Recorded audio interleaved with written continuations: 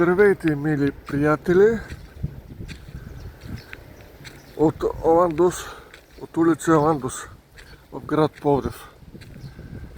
Това е тук моето работно място. Вчера са сложили този нов асфалт на улицата. Проблема е, че са го сложили под стария асфалт. Стария асфалт не са го махнали, не са сложили основите и върху него са сложили този нов асфалт. Отколкото ми е известно,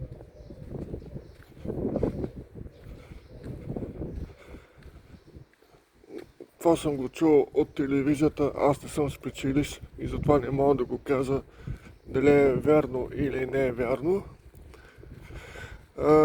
Асфалта трябва да е минимум 6 см, когато се полага. Тук с просто око се вижда,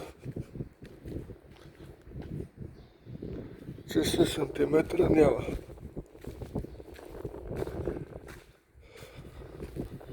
Това е минус. Един от минусите на тази улица. Иначе е положителното, че стария асфалт ще беше за смяна, и хубаво, че са го сменили. Показвам ви цялата улица. После да няма коментари, че стария асфалт са го сложили края на улицата. Аз края на улицата съм ви показал, където там е. Преди време съм показал, че има сметище. Сега да видим дали там са сложили стария асфалт. Според мен не са го сложили. И затова сега ще стане ясно. И да видим дали сметището се увеличило. Миналата година ви го снимах.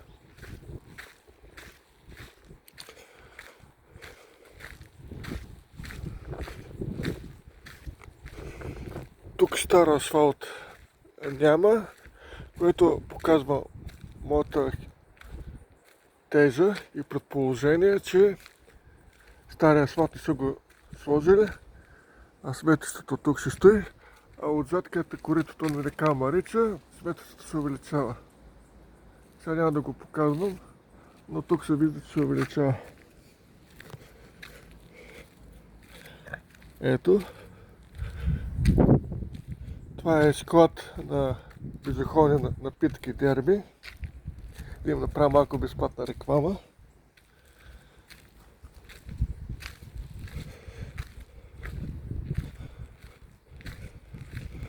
И така, както стана ясно, моя коментар, не са махнали стария асфалт на улица Оландос в град Пловдив, квартал Столипиново. Не са сложили основите, за да положат новия асфалт. Но според мене, не казвам, че така ще бъде, но това е мое лично мнение, те ще го очевидят, че са го направили. И тези пари някой ще ги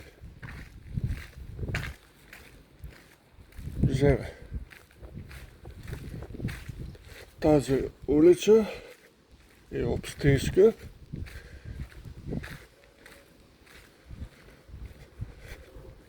И така.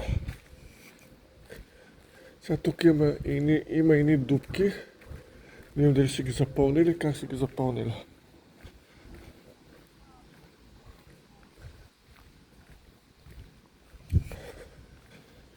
Сега ще стане ясно.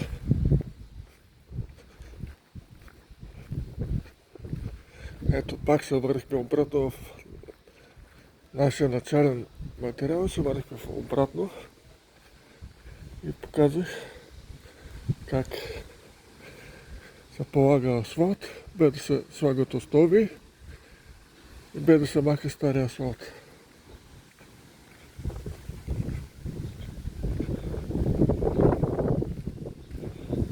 Тук имаше дупки на пътя,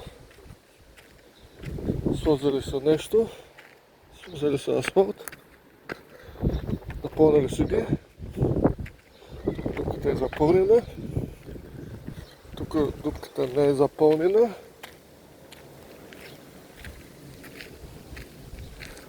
тук асфалтът е разпределен, но това е значение, а тук е сложен асфалт върху локвата. Има дупка, част от дупката е запълнена, но тя е с лок.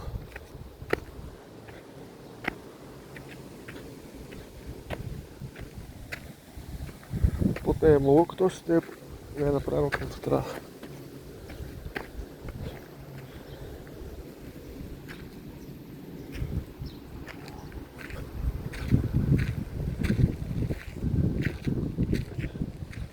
Ето така се полага асфалт